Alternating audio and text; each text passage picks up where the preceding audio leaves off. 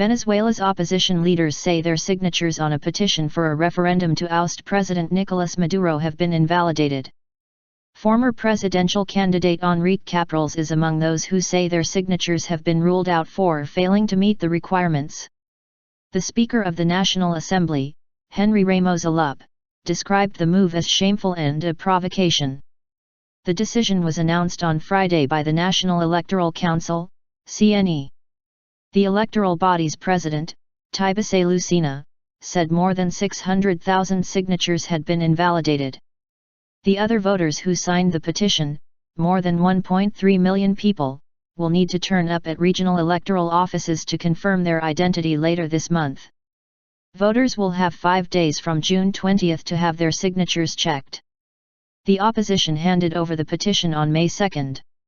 It said it had gathered the signatures of 1.85 million voters backing a recall referendum, many more than the 197,000 needed at this initial stage.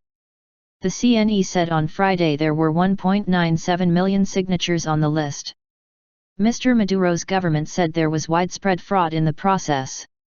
It said the names of thousands of dead voters and children were on the petition. More than 10,000 dead voters and more than 3,000 people under the voting age signed the forms, said Ms. Lucena.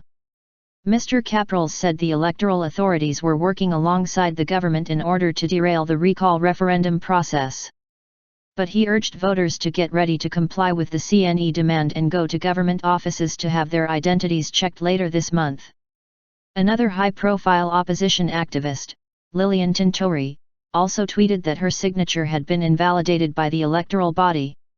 Ms. Tintori is the wife of jailed opposition leader Leopoldo Lopez, sentenced last year for allegedly inciting violence in anti-government protests. Ms. Lucena warned that the process would be immediately suspended until order was restored if there was any act of violence, trouble, or aggression. Venezuela is in a serious economic crisis, which the opposition blames on mistaken left-wing policies of Mr. Maduro and his predecessor, the late Hugo Chavez. The inflation rate is one of the highest in the world and there are long queues outside shops. Mr. Maduro says the shortage of goods is the result of an economic war waged by the country's elite against his government. He defeated Mr. Capriles in a tight election 3 years ago and was elected for a 6-year term.